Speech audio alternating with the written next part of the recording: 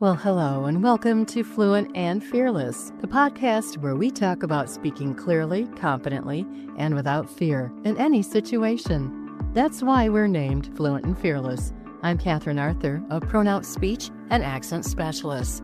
I'm a speech-language pathologist and a radio broadcaster. So whether you're a speaker of English as a second language or a native speaker of English who is looking to improve your communication skills, you're in the right place. Let me tell you, actually, everyone's in the right place when they're here. So come on in. Now, if English is not your first language and you work in a professional setting, today's episode, well, it's especially for you. I'm talking about something that I hear in coaching all the time. And this is what some of my clients tell me, that they know they're good at their job, but they just don't feel confident when they speak English at work. And they worry that this lack of confidence is affecting their career. So if you've ever prepared yourself thoroughly, but you still feel overlooked in meetings, if you've ever been interrupted mid-sentence, or if you thought about something that you said at work and then thought to yourself, why did I sound so unsure of myself? If you speak English as a second language and all of these things happen to you, you can be certain that you're not alone. And the good news is this: confidence, it's not a personality trait. It's a communication pattern. And patterns, they can be changed. That's why I'm here. And I'm here to help. I'm Katherine Arthur, a pronounced speech and accent specialist. And come along with me as we take a look at professionals who speak English as a second language and how they can become more confident in their communication skills at work. And we'll also take a look at some real-life examples from some of my clients. That's all coming up today on Fluent and Fearless. But before we dive into today's topic, let me ask you something. Do you feel your American English speaking skills could use some improvement? Are misunderstandings or difficulty being understood creating problems in your professional or your social life? Well, at Pronounced Speech and Accent Specialists, we understand how these experiences can affect confidence, comfort, and opportunities. And guess what? You don't have to navigate them alone because we're right there with you. At Pronounced Speech and Accent Specialists, we're the experts in customized accent modification training. We work with adults who speak English as a second language and help them refine their speaking skills, improve clarity, and feel confident in every single conversation. So would you like to speak English more naturally and more effectively? Would you like to feel more comfortable and confident in any communication situation? You know what? That's absolutely possible, and we're here to help. Visit pronouncespeech.com to learn more. Remember, you can get started for free. pronouncespeech.com, pronouncespeech.com.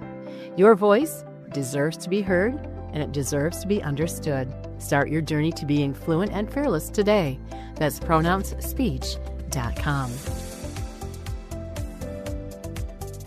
So most people think confidence starts internally, but in professional communication, confidence, that's often something people hear before they assume that you feel it. Let me give you an example. I worked with someone who was a senior IT director. Now, this person was brilliant, experienced, and highly respected in his field. But in meetings with executives, he felt like his credibility had dropped.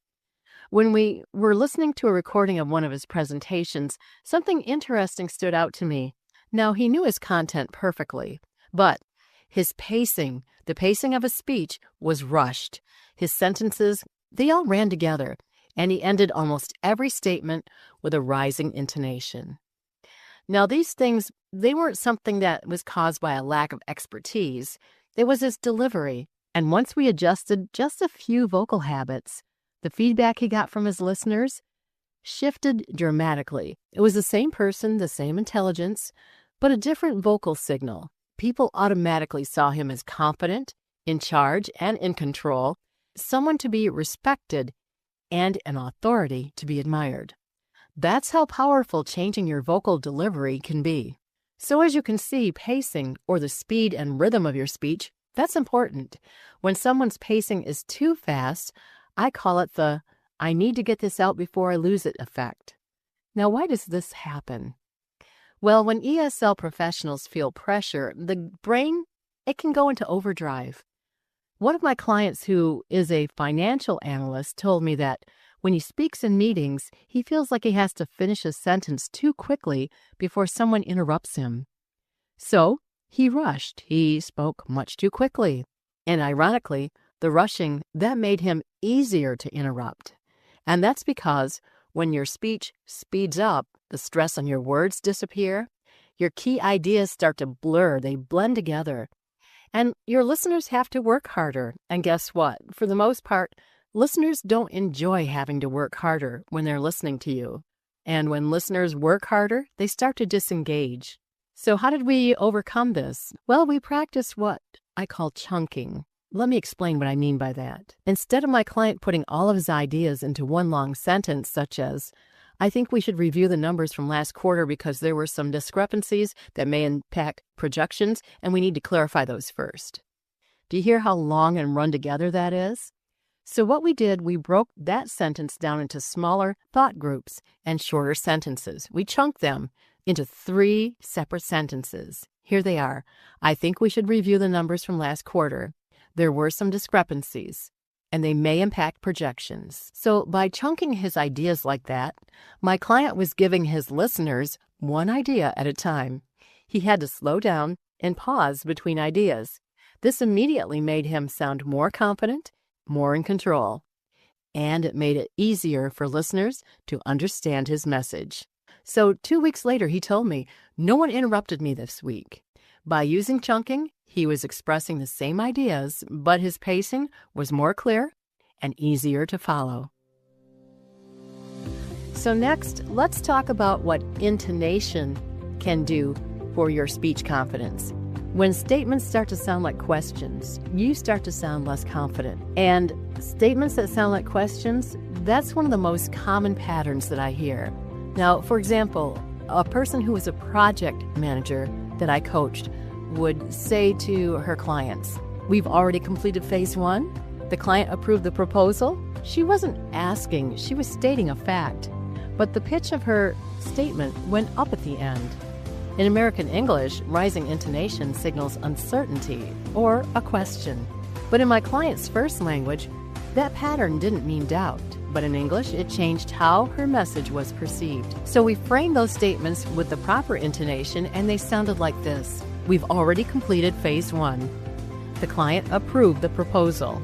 And after a few weeks, my client says something interesting was happening, that she didn't feel more confident, but people were treating her like she was. And that's the key.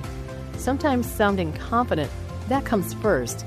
And then that internal feeling of confidence, that starts to build a little bit later. Now let me tell you about one more client. This person was a medical professional who presented at medical conferences. She was extremely knowledgeable in her field, but she hated giving presentations. So when we analyzed her speech, we noticed she was starting sentences without a full breath. So that created kind of a shaky tone to her speech, and she was running out of air mid-sentence and a lot of tension in her voice. So she and I worked on one simple strategy together. Pause, inhale fully, and then speak. Now that sounds kind of basic, but it's a good thing to remember. And when she put into practice this one habit before answering questions, her voice became much more stable immediately. And later on, in a few sessions later, she told me that she still gets nervous, but her voice sounds a lot more confident. And the simple fact is, she was just breathing properly when speaking. So you don't have to totally get rid of your nerves. You just need your voice to stay steady while those nerves are still there. Now, here's another pattern that I often see, especially among very polite professionals. I call it over-softening. Now, let me explain what I mean by that. A person that I coached would say, I was just thinking maybe we could possibly consider another option. That's how she was presenting herself to clients. But in that simple sentence right there are 3 softeners. The word just, the word maybe, and the word possibly. Those 3 words, just, maybe, possibly, made her sound unsure of herself and lacking in confidence. So when we rephrase that sentence to, I recommend we consider another option, her message didn't become rude, it just became clear. So you see, politeness and clarity, they can coexist. You can be respectful without reducing your authority. Just get rid of those soft words. Just, maybe, and possibly. So what actually changes when you sound confident? Here's some things that my clients consistently report after making adjustments like the ones we've talked about. They encounter fewer interruptions. They have to repeat themselves less often. Their listeners make more eye contact with them. And my client gets more direct responses from those that they speak with. And this is important. The workplace often responds to vocal cues faster than your content. People do size you up, often without meaning to. And that doesn't mean content isn't important. It just means that your delivery unlocks access to your content. Now, you already have the knowledge. We're simply lining up your voice with your expertise. So how about a practical weekly plan to put all of these strategies into practice? If you want to apply these, here's a simple structure. 3 times in this week, do these things. Record yourself explaining a work topic for 2 minutes. Choose one focus area in your speech: pacing, intonation, or breath support. And then listen to your recording with an open mind. Don't engage in any self-criticism. When you do these things, you'll find that you begin to improve, and improvement happens through awareness. And for that improvement, you don't need dramatic change. You need consistent little adjustments that over time will add up to a big difference. Now, if English is not your first language, remember this. You've already achieved something remarkable by building a professional life in a language that isn't your first. Improving the way you sound is not about becoming someone else. It's about making sure your voice carries the same strength and skill that you already have. Confidence isn't something that magically arrives one day. It's a skill that you practice. And little by little, the confidence that you show to the world on the outside matches the strength that you feel inside. And with that, I'm Katherine Arthur, a pronoun speech and accent specialist. Thank you so much for spending this time with me today. I hope these simple strategies we've discussed will help you feel more confident when speaking English in the workplace. Please feel free to share this episode with your friends and coworkers. And if there's a topic you'd like me to cover in a future episode, well, I'd love to hear from you. You can visit my website at pronounspeech.com and send your questions my way. I truly enjoy connecting with each and every one of you, answering questions and giving a little free advice now and then. That's why I'm here. You've got a friend in the American English speech and pronunciation business, and that's me. Now, before we wrap things up, I want to speak directly to those of you who speak English as a second language. If you've ever worried about your pronunciation or felt held back because of how you sound, please know this: I'm here to help. My goal is for you to be fluent and fearless, and I know that you can get there. Now, working on your speech and pronunciation does not mean that your accent is a problem. It means you value clear, confident communication. It means you are investing in yourself. Accent modification, also called pronunciation training, it's about empowerment. Your voice matters. Your ideas matter. And when you can share them without hesitation, without worry, without embarrassment, you are free to focus on what really counts. And what really counts? That's connecting with people, building relationships, and showing up as your full, authentic self. Whether your goal is career growth, greater confidence in everyday conversations, or both, accent modification can give you the advantage that you're looking for.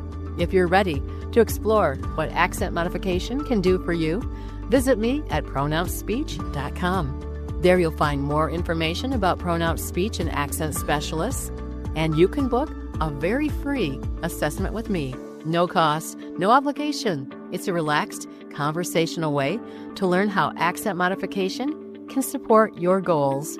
Again, pronounspeech.com. Now, get out there. Turn that spark into a flame. I know you can do it.